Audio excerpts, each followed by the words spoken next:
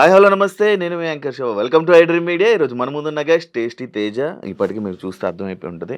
రెండో ఛాన్స్‌తో అనుకున్నది వాళ్ళ అమ్మగారిని ఎలా అయినా హౌస్‌లోకి తీసుకురావాలనుకున్నాడు. తీసుకొచ్చేసాడు. హ్యాపీయో లేదో అండ్ లోపల ఆయన 2 సార్లు జనాలు సపోర్ట్ చేయకపోవడానికి గల కారణాలేంటి? ఇవన్నీ మనకు తెలియని విషయాలు తెలుసుకునే ప్రయత్నం అయితే ఈరోజు టేస్టీ తేజతో మాట్లాడి తెలుసుకుందాం. Hi bro. ఏంటి బ్రో చాలా ఫార్మాలిటీగా ఎలాగైనా అనిపించిందా ఏంటి? కాదు లేదు 2 సార్లు జనాలు సపోర్ట్ చేయకపోవడం ఏంటి బ్రో? ఏంది బ్రో ఇంట్రో? సరే ఓకే. ఇంటర్వ్యూ స్టార్ట్ చేసే ముందు జనాలకు డిస్క్లైమరు. మీరు కింద బేసిక్గా నేను మీకు జనాలకు చెబుతున్నా డిస్క్లైమర్ అంతే. ఎరా ఆట అయిపోయి 2 వారాలు అయింది, ఇప్పుడు కూర్చొని మళ్ళీ ఆట గురించి ఎందుకురా దాని గురించి మాట్లాడుతావు అది ఇది అంటారేమోలే కానీ బేసిక్గా బయటకు వచ్చేసి నాకు అంత మామూలే, అందరూ బాగానే ఉన్నాం. బట్ ఆట గురించి ఆయన క్వశ్చన్ అడిగితే అప్పుడు ఆ మినిట్లో ఏమైంది ఏంటనే దాని గురించి నా సమాధానాలు.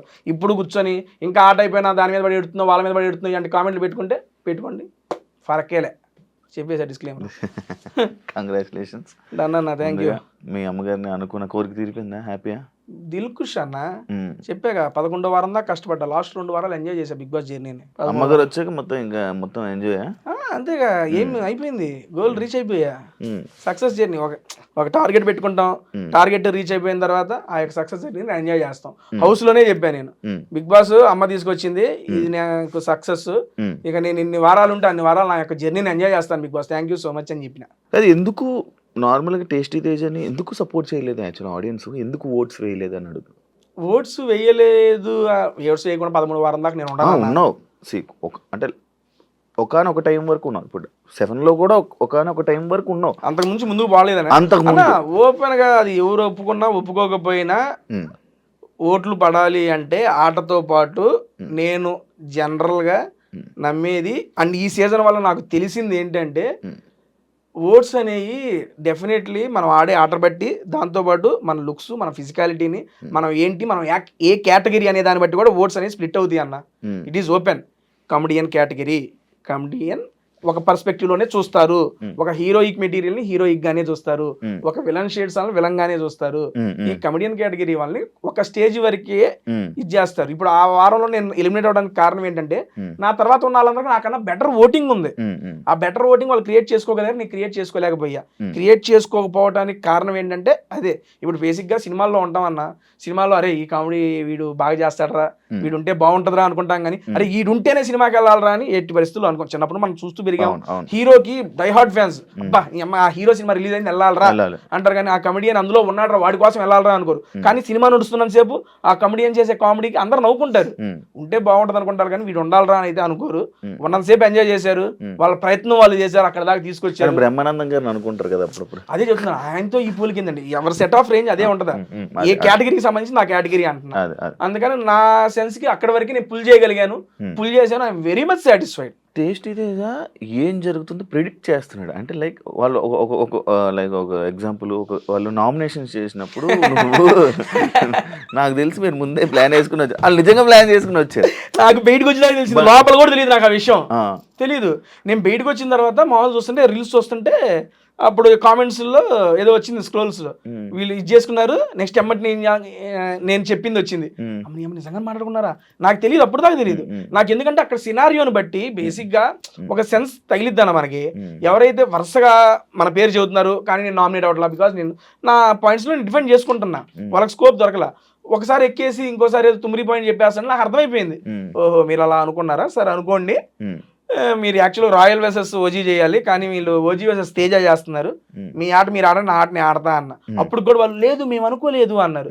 చుట్టూ కెమెరాలు ఉన్నాయి, అందరికీ మైకులు ఉన్నాయి, మీరు ఏం మాట్లాడారు అందరికీ తెలిసిద్ది అని చెప్పినా. బయటకు వచ్చినాక ఇంట్లో ఇప్పుడు దాకా నాకు ఎవరు చెప్పలా, ఇలా అనుకున్నాం అన్నారు కూడా చెప్పలా. బయటకు వచ్చినాక చూసాను అంతే. నేను చూసా. టాస్క్లు కూడా ప్రిడిక్ట్ చేస్తున్నావు, ఎలా అసలు ఇవన్నీ టాస్క్లు ఎట్లా ప్రిడిక్ట్ చేస్తామన్నా? చెప్పేస్తావు అంటే నెక్స్ట్ ఇలా ఉండబోతుంది, టాస్క్ ఇలా అవ్వబోతుంది అంటే వచ్చిన తర్వాత టాస్క్ ఇలా ఆడాలి. బేసిక్గా ఎలా అంటే ఇప్పుడు కాస్త కూస్తో ఆలోచన శక్తి ఉంది కాబట్టి ఇలా జరిగిద్దేమో అని ఒక ఆలోచన అంతే. ఇప్పుడు మనం గ్రౌండ్ లోకి రాగానే గ్రౌండ్ లో టాస్క్ పెట్టేస్తాడు ఆయన, పెట్టేసినప్పుడు అది చూసాను ఇటు నుంచి ఇటు రావాలి, ఇటు నుంచి ఇటు పోవాలి, అది ఇది నేను అవినాష్ మాట్లాడుకుంటుంటాం, అన్న ఇది చేయాలని అది చేయాలని అది చేయాలని. ఒకసారి బిగ్ బాస్ అవినాష్ మీరేమనుకుంటున్నారంటే చెబుతాడు, మీరు అనుకున్నది కాదు, అరే అది కాదంటారు ఊరుకోరా, ఇట్లా అంటే చూడగానే కొన్ని వస్తాయి కదా అది చెప్పుకుంటాం.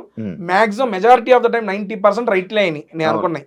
7లో కూడా గౌతమ్ వెళ్ళి సీక్రెట్ రూమ్ అనేది మీ వల్లే పంపించారు తెలుసా లోపలికి. సగం వాళ్ళ సీక్రెట్ రూమ్ కూడా వేస్ట్ అయింది నీ వల్లే. బొంబాడు ఇది మామూలుగా కాదు అసలు. ఎల్లంగానే ఏడాడ ఉంటాడు వినపడితే గౌతంగా వినపడుతున్నాను మేమే. నేను అది టెలికాస్ట్ కూడా అయిందంట. అవును, సీక్రెట్ రూమ్ లో గౌతమ్ గారు ఉన్నాడని నేను చెప్పిన మా టెలికాస్ట్ అయిందంట. అవునవును, అది అందుకే అంటున్నాను, ఇలా ప్రిడిక్ట్ చేసేసి ఇలా చెప్పడం వల్ల సగానికి సగం అది గేమే మారిపోయింది. యా, సీజన్ 7కి 8కి ఏం డిఫరెన్స్ చూసావు, గమనించావు? నా మీద నాకు కాన్ఫిడెన్స్ వచ్చిందన్న. సీరియస్లీ ఆ కాన్ఫిడెన్స్ రావడానికి కూడా కారణం నేను ఓపెన్ గా చెప్తున్నా, ఏదైనా గేమ్స్ ఆడాలంటే నాకున్న బాడీ స్ట్రక్చర్కి నేను భయపడేవాడిని. అమ్మో ఫిజికల్గా ఏమన్నా అయితే నేను ఇబ్బంది పడతాను, ఈ బిగ్ బాస్ అనేది 3 నెలలు తర్వాత నాకు 30 ఏళ్ళ జీవితం ఉంది, ఏమయ్యేదే. సీరియస్లీ సీజన్ 7లో నాకు ఆ భయం మైండ్లో ఉంది. అండ్ సీజన్ 7లో టాస్కులు ఆడి ఇంట్లో నిలదొక్కోవాల్సినంత అవసరం నాకు రాలా. ఎందుకంటే సీజన్ 7లో ఉన్న ఏకైక ఎంటర్టైనర్ తేజగాడు. సరదాగా ఏదో పని చేస్తున్నాడు, వెళ్తున్నాడు. ఓపెన్గా చెప్తున్నా, సీజన్ 7లో నేను అన్ని వారాలు కూడా సస్టైన్ అవ్వడానికి నా వాక్చాతుర్యమే కారణం. సరదా చేసిన ఫన్ను జనాలకు నచ్చింది, అన్ని వారాలు సస్టైన్ చేశారు, చాలది నాకు. అండ్ నేను టాస్కులు ఆడి నిరూపించుకొని ఇంకా ముందుకెళ్ళాలి, అప్పుడు నాకు భయం ఉండేదన్న. కానీ ఈసారి వెళ్తున్నా, మళ్ళీ అవకాశం వచ్చింది. పోయినసారి లాగే పోయి నవ్వించుకుంటా దిగితే వర్కౌట్ కాదు. ఎందుకంటే నాకన్నా సీనియర్లు అవినాష్ అన్న, రోహిణి గారు, హరితేజ గారు, వీళ్ళందరూ బిగ్ బాస్ కాకుండా బయట కూడా చాలా ఫేమస్. వాళ్ళ యొక్క కామెడీ టైమింగ్ కానీ వాళ్ళకి వివచ్చమైన ఫ్యాన్ బేస్ ఉంది. వాళ్ళందరినీ దాటుకొని నేను అరే తేజ గారు కామెడీ భలే చేశాడు అనిపించుకోవడం చాలా కష్టం, ఓపెన్గా చెప్తున్నా. అండ్ వాళ్ళకున్న ఇదిని దాటుకొని ముందు రావడం కూడా కష్టం. నేను కొంచెం ఓకే, వాళ్ళు కామెడీ చేసినప్పుడు వాళ్ళతో నా వంతు నేను చేసి ఇంకా కొత్తగా తేజగాడు ఏంటో చూపించుకోవాలి జనాలకు అనేది నిశ్చయించుకున్నా. అందుకని సీజన్ 7కి సీజన్ 8కి డిఫరెన్స్ అనేది చాలా బాగా జనాలకు కనపడింది, దాంతోపాటు నాకు కనపడింది. ఇది నాకు హెల్ప్ అవ్వడానికి కారణం ఏంటంటే అంతకుముందు కేబీకేజీ అదే కిరాక్ బాయ్స్ కిలాడి చేసాను. అందులో టాస్కులు నేను 9 టాస్కులు ఆడితే 7 టాస్కులు నేను గెలిచా. అమ్మని అమ్మ తేజగా నువ్వు టాస్క్ ఆడితే గెలుస్తావా, నువ్వు ఆడతావా అని నాకు అనిపించి ఇంకప్పుడు ధైర్యం వచ్చి టాస్కుల్లో అడుగు ముందుకేసా. గెలవని ఓడిపోని, నువ్వు ఆడాల్సింది ఆడు, చేయాల్సింది చెయ్యి, జెన్యూన్ గా చెయ్యి, గెలిపోవడంతో సంబంధం లేదు, నీ ప్రయత్నం చెయ్యి. నేను లోపలికి వెళ్ళేటప్పుడు మైండ్ లో అదే పెట్టుకున్నా, అలాగే ఆడా. అవును, ఈసారి ఫిజికల్ టాస్క్లు కూడా బాగా ఆడావు. ఇప్పటికీ అన్నా నువ్వు నమ్మవో, ఇదిగో రైట్ హ్యాండ్ బొటన్ వేలు ఉంది కదా, బస్తాల టాస్కుల్లో మిలికెడింది. డాక్టర్ గారిని అడిగితే బిగ్ బాస్ హౌస్ లో 6 వీక్స్ నీకు ఆ పెయిన్ ఉంటుంది అన్న. స్టిల్ ఆ పెయిన్ ఇంకా ఉంది నాకు. నేను నడుస్తుంటే నాకు ఆ పెయిన్ ఉంది ఇంకా. అండ్ లెఫ్ట్ లెగ్ లో మీకు బ్యాలెన్సింగ్ టాస్క్ జరిగింది కదా, బ్యాలెన్సింగ్ టాస్క్ లో పైన ఇది వేలాడి తీశారు కదా, రోహిణి గారికి ఇచ్చారు. ఆ బ్యాలెన్సింగ్ టాస్క్ ది ఇక్కడ తగిలింది. ఇప్పుడు 2 కాళ్ళు నేను నడుస్తున్నా, ఒకటి బొటన్ వేలు నొప్పి, ఇదేమో ఇక్కడ మడవ నొప్పి, రెండు నొప్పులు నడుస్తుంది. 3 సంవత్సరాలు అయింది నాకు ఇక్కడ ఉంది ఇంకా పెయిన్. 4 సంవత్సరాలు నేను వీటికి భయపడ్డా ఒకనొక సీజన్ లో. ఈసారి భయమేలే, ఏదైతే దూకినా సాటిస్ఫాక్షన్ గా బయటకు వచ్చా. నీకు కంటెస్టెంట్స్ లో ఏమైనా డిఫరెన్స్ అనిపించిందా? లైక్ ఇప్పుడు ఒక 7లో కంటెస్టెంట్ చూస్తే ఇలా ఉండాలి, మనం ఇలా మాట్లాడాలి, ఇలాగ ఆడాలి, ఇలా ఉంటుంది. సీజన్ 8లో కూడా అలా నీకు ఏమైనా డిఫరెన్స్? ఎందుకంటే కంటెస్టెంట్సే కాదు, పర్సన్ టు పర్సన్ కూడా చేంజ్. ఎందుకంటే సీజన్ 7లో తేజగాడికి, సీజన్ 8లో తేజగాడికి మార్పు ఉంది. సీజన్ 7లో నాకు ఏది హెల్ప్ అయ్యిందంటే, అందరం ఫస్ట్ లోనే ఎంటర్ అయిపోయాం ఇంట్లోకి, ఒక జెన్యూన్ బాండ్స్, అరే రారాపురాన్ని చనువు వచ్చేసింది.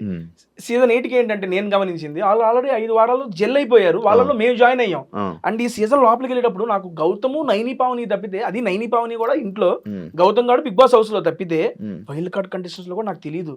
అవినాష్ అన్న కూడా జబర్దస్త్ లో టీమ్ లీడర్, మేము కంటెస్టెంట్, మా టీం కూడా కనపడినప్పుడు హాయ్ అన్న అంటే హాయ్. అది రోహిణి గారు కూడా ఏదో ఈవెంట్స్ లో వాటిల్లో ఒకసారి ఫుడ్ వీడియో చేయండి మేడం అంటే చేశారు, అంతేగా నాకు పరిచయం లేదు వాళ్ళతో కూడా. కేబీకేజీ చేశారు కదా నిఖిల్, ప్రేరణ, అదే చెప్తున్నా, ఈ ప్రొఫెషనల్ ఫ్రెండ్షిప్ అంతే, ప్రొఫెషనల్ ఫ్రెండ్షిప్ బాండ్ లేదు. ప్రేరణ బిగ్ బాస్ కి వెళ్లే ముందు అరే ఇలా అవకాశం వచ్చిందిరా, వెళ్తున్నాను రా, అది ఇది అని చెప్తే గుడ్ లక్, జాగ్రత్త ఇల్లు.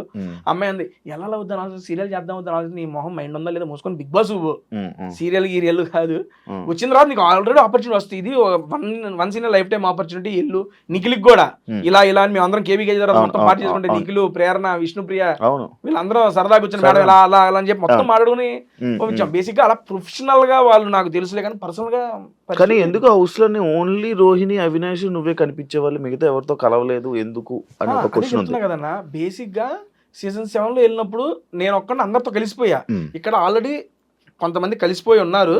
అండ్ బిగ్ బాస్ నన్ను ఈ సీజన్ కి ఎందుకు చేసుకున్నారనేది మా ఉద్దేశం అంటే, ఎంటర్టైన్మెంట్ కోసం తీసుకున్నారు. It's clear. నేను కానీ, రోహిణి కానీ, అవినాష్ కానీ అన్లిమిటెడ్ ఎంటర్టైన్మెంట్ పెట్టారు, వీళ్ళ నుండి ఎంటర్టైన్మెంట్ ఎక్స్పెక్ట్ చేస్తున్నారు కాబట్టి మమ్మల్ని అక్కడ తీసుకెళ్లారు. అటువంటి ఎంటర్టైన్మెంట్ మేము ఇవ్వాల్సినప్పుడు నేను ఎవరితో చేయాలి ఎంటర్టైన్మెంట్? రోహిణి, అవినాష్ తో చేయాలి. మా అందరం తీసుకొచ్చి ఒకే రూమ్ లో వేసారు. నేను, గౌతమ్ గారు సేమ్ బెడ్, గంగవ్వ, రోహిణి, మెహబూబు, అవినాష్, మేమందరం ఒకే రూమ్. బేసిక్ గా మీరు కూడా బిగ్ బాస్కి వెళ్ళొచ్చారు. ఆ, ఆ. మనకి బిగ్ బాస్ పొద్దునంతా టాస్క్లు ఎవరు నడుస్తాయి, నైట్ పూట ఏముంటాయి మన గురించి మాట్లాడుకోవడం, సొల్లు సోది ఏదో ఒకటి నడుస్తా ఉంటది. కూర్చోబెట్టి అరే అదిరా ఇదిరా అనుకుంటా ఆ రకంగా బాండింగ్ అనేది క్రియేట్ అయింది. అది కాకుండా వెళ్ళటం ఫస్ట్ వీక్ ఇచ్చింది ఏంటి, బీబీ హోటల్ టాస్క్ ఇచ్చారు. బీబీ హోటల్ టాస్క్ అంటే ఎంటర్టైన్మెంట్ టాస్క్. ఎంటర్టైన్మెంట్ టాస్క్ ఎవరితో చేయాలి, నేను అవినాష్ అన్న అసిస్టెంట్. ఫస్ట్ నాకు ఫుడ్ బ్లాగర్ ఇచ్చారు, అది వర్కౌట్ కాలేదని చెప్పి మార్చారు. మళ్ళీ అవినాష్ అన్న అసిస్టెంట్. సీరియస్లీ ఇన్నేళ్లలో నాకు ఎప్పుడు క్రియేట్ కానీ ఒక బాండు అవినాష్ అన్నతో ఈ ఒక్క సీజన్ 8 weeks లో ఫామ్ అయిందన్న, ఈ 2 నెలల్లో. అంతకుముందు అవినాష్ అన్న టీమ్ లీడర్ అన్న హాయ్ అన్న, ఇప్పుడు లేదు. ఏ చిన్నదానికన్నా ఏ టైంలో ఫోన్ చేసి అరే తేజ చెప్పరా ఏంట్రా అదిరా ఇక్కడికి వెళ్దాం అక్కడికి వెళ్దాం అని అంత క్లోజ్ అయిపోయాడు అబ్బా అవినాష్ అన్న.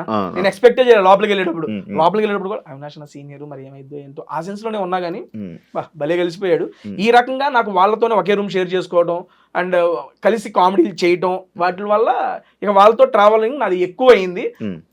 వేరే వాళ్ళతో కూడా ఉంది కానీ 1 hour ఎపిసోడ్ లో మేము చేసిన కామెడీ బయటకు వచ్చింది కాబట్టి వాళ్ళతో ఉంటున్నాను అనేది మాత్రమే వచ్చింది ఇక్కడ. అవినాష్ రోహిణి వీళ్ళందరి వల్ల వీళ్ళిద్దరు డామినేషన్ వల్ల ఎంటర్టైన్మెంట్ లోని టేస్టీ తేజ 7 అంతా 8 లో అసలు కనిపించలేదు, కొంచెం డౌన్ అయ్యింది.